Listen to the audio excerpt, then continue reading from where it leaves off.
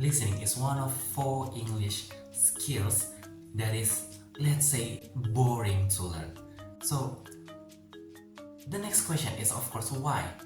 And I think it is this way because listening, usually we learn listening from just listening audio and then filling out the blank or just listing out what is the information inside of the audio. So and then there is no further information, or there is no further elaboration on that. So I think that is why, and I believe it shouldn't be this way. So my name is Putu Abimanyu Budi Pratama, and my student ID number is 23120210111. And in this video, I will provide a lesson plan that is hopefully will create a more engaging, more meaningful listening class. So let's jump to the explanation in 3, 2, 1.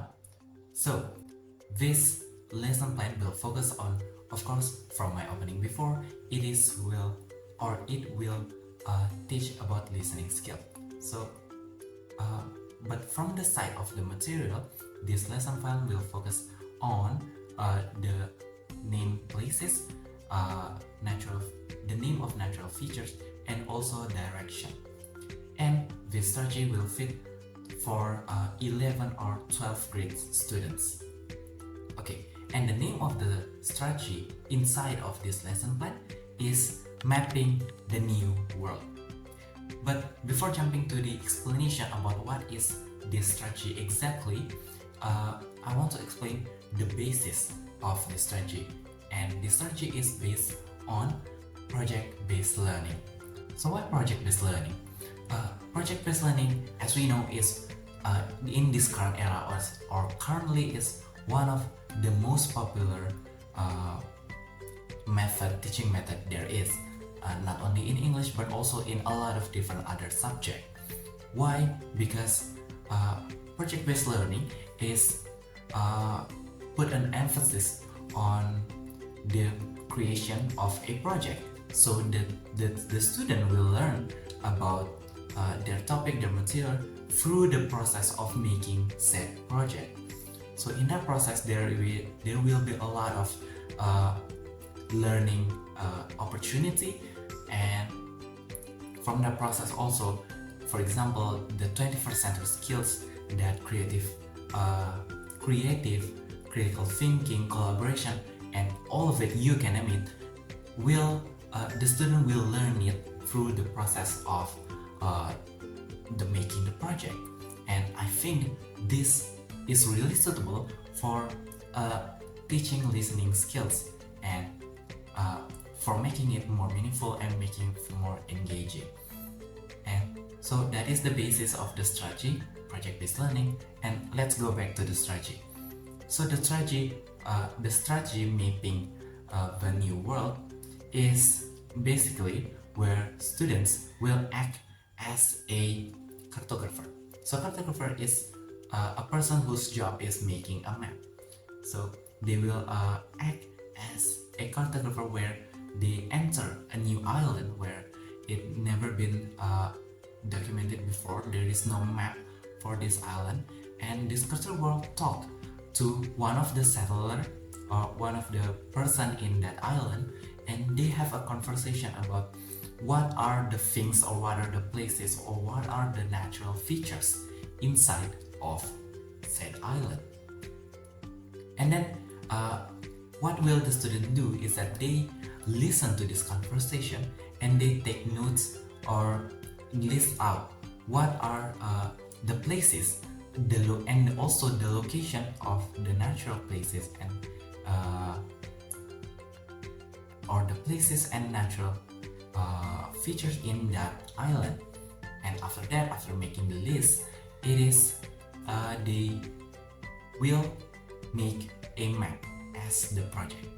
So the map is the project but not the endpoint, because after making the map they will make it further into their final product, for example a poster or a booklet or even a video, and the teacher will discuss it later with the student or what will that final project may be. So that is a little bit of the strategy, and I will elaborate more on how to implement it in the next section. But before that, let's talk about the preparation. So what will the teacher need? So the first one is, of course, the audio of the conversation between the cartographer and also the person, the islander. So to prepare this, the teacher can easily use like AI text-to-speech website in Google. There's a lot of it, and it can be easily used to make that conversation with natural or like a not like in an awkward way, and because it is already sophisticated enough to make a natural sounding conversation. So that is the first one, the preparation that is need to be prepared by the teacher. And then the second one is listening worksheet. So it can be used, or there will be a place to put the places and also the location for the location of the places, so that the student can easily list it out in that worksheet.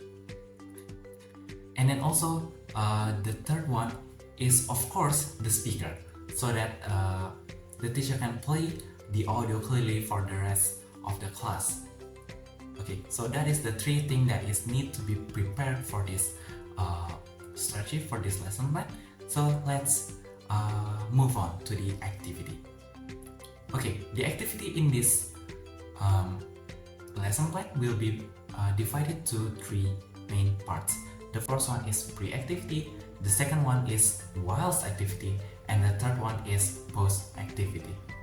So let's talk about the pre-activity first.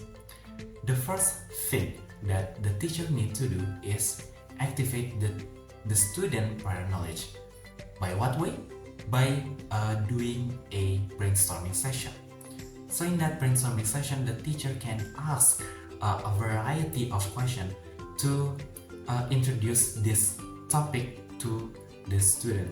For example, question can be like this. Have you ever used a map? Or in what context did you use a map? Or why did you use a map at that time? So those kind of questions can create a discussion inside of the class, where the student can comment on other students' experience, or they may share their own unique way of using a map before. So through that discussion, the student is hopefully prepared enough to enter to the next activity. So that after doing that activity, the teacher will give that worksheet and then play the audio. But the teacher not only play the audio once, but play the audio twice. So in the first playing of the audio, the student will get this general idea about what the audio will be, or what is the context inside of the audio. And then before the second playing, the teacher need to put an emphasis on what are the information the student need to focus on, and also emphasize the worksheet, the listening worksheet before, where they need to list out the names of places or natural features that is being discussed in the conversation, or also where they are, again, relative to the island, or relative to the other places. So that is the two playing of the audio. And then after that, after finishing that audio listening session, the teacher will introduce the project. So the teacher will introduce the project that they are going to make a map. But of course, they are not going to make it individually. They will make it in a form of a group. So that is the end of our pre-activity. The second one is the whilst activity, and it will be started with making a group. So making a group is a really important step in project-based learning. And here the teacher will, or have a important part where the teacher needs to make sure that the group is heterogeneous. There is no group with full of high achieving students only, and there is a group full with a low achiever students. So that should not be the case, and the teacher need to make sure that the group is spread apart, the student is evenly spread out, that there is and the student or the teacher need to make sure that, for example, every group have a person that have a proper hardware, for example, that can be used in this project, and the teacher really need to make sure that the group is a proper group so that the next activity is going to be smoothly done. So that is the group making session of the WELS activity. The next one is the class needs to discuss about the project itself. So in the beginning I mentioned that the maps is not the final project, but there is another part of the final product that not only the map, but they will have to present it in another way. Not only the maps, but for example, they can be in a form of poster, in a form of booklet, or in a form of brochure, or even in a form of video. So the teacher can have a predetermined final product, but it should be still done, or should be discussed by the student, and should be in the student needs to agree to that, and by that the teacher needs to naturally explain it to the students that this is the way. But if that is not the case, it's okay, and if the students want to have it in a different way, it is fine, as long as it is still fit to their needs and it is still fit to their ability level. So this process is really important to make sure the project is going to be smooth. So that is the second part, and then the third part is discussing about the timeline. So timeline is also a really important things in project-based learning, because of course making a project, it cannot be done in one sitting, it cannot be done in just one meeting. So a timeline is really important because for example, like in this meeting, it is only going to be about drafting, and the next 2 days the draft should be done, and then the next day the map should be done, and then in the next week the final product should be done. For example, it is like that. The teacher and the students need to figure out a timeline that suits not only for like the time, and also it is not really restrictive to the student. So timeline is really important. And then the next step is of course making the project itself, because again, project cannot be done in just only one meeting. Maybe in the spare time of the meeting can be done just doing a rough draft of the maps, and then further the further progress can be done next time or in their respective home. And the next part is of course monitoring. It is also really important for teacher to monitor the progress of the project throughout the week or throughout the days. And again, it is really important monitoring, and it can be done of course through these days it can be done with their WhatsApp group, so that in every day the groups need to report their progress or what they've done today in making that final product. So that is the main or the WELS activity. And then the third one or the last activity is post activity. So after they done making the final product, they have to present it, and the group will present the final product in front of the class. And then after that, the teacher of course will have, if they or the teacher will give a feedback for that final product, and then their whole process of making that product.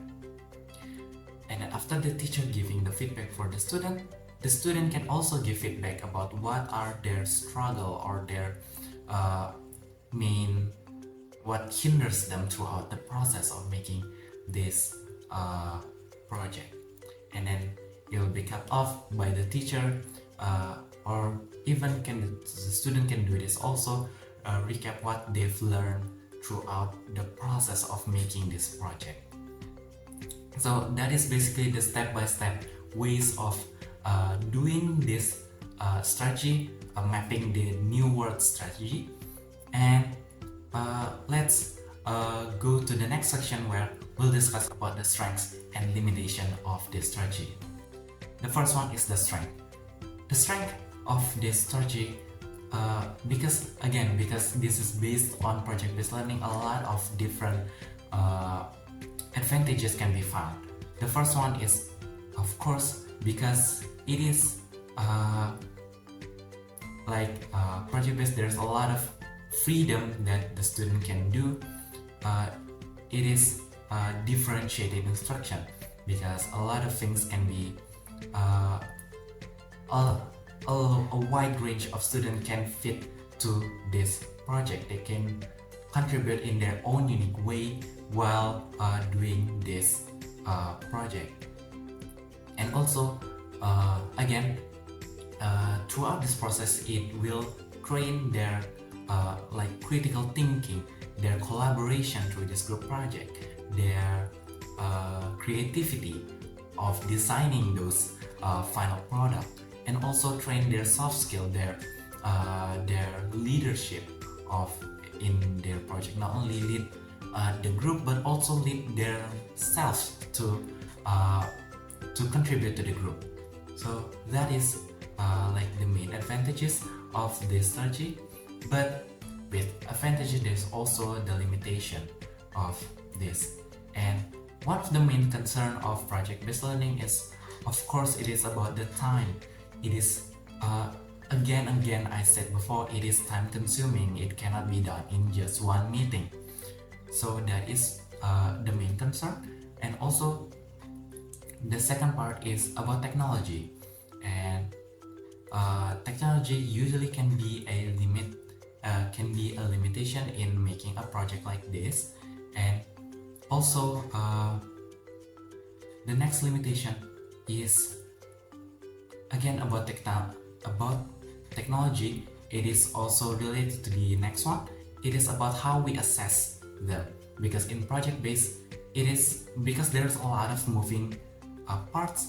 It can be a hard thing or a complicated thing to assess how the project is. So those three are the main limitation or the main concern: the time, the technology, and also how we assess it.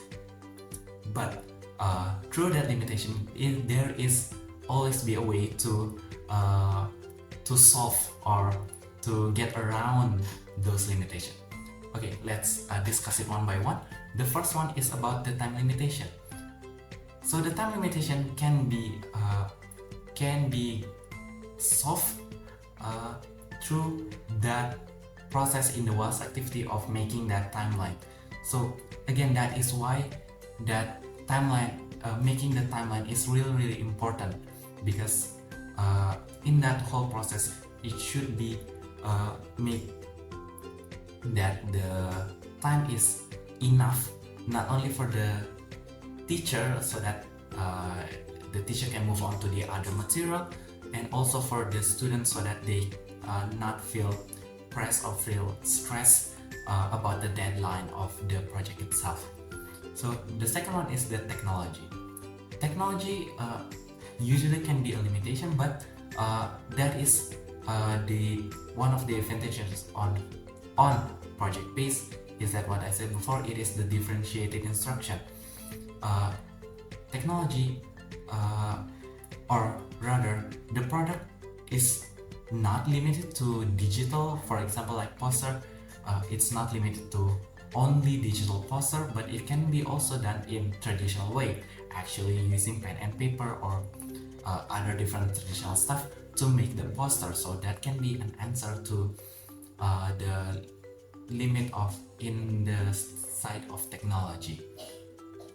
So that is one of the way to get around the technology part, and then also the complicated way to assess. So this is on the teacher part, not on the student part, but it is also a concern. But the way to get around this is that before actually doing or giving this assignment to the student, the teacher and all of the other teacher need to get together and discuss about what are the actual things that matter in this whole process, and they need to agree to a rubric on what is the main thing that they're going to assess. Is it the correctness or the accuracy of the places from their product to the actual audio that they've listened before? That can be one thing that is assessed in the project. And then there can be the visual side of things that can be an option for the assessment, and a lot of other different things that needs to be settled before doing the project. So that is one of the way to get around those three limitations. And alright, that is, I think that is all for this strategy, mapping the new word strategy. And I hope this lesson plan can be a future reference or can be implemented in the future, so that it can make a fun and engaging and also meaningful listening class. So thank you for your listening, thank you for your attention, and goodbye.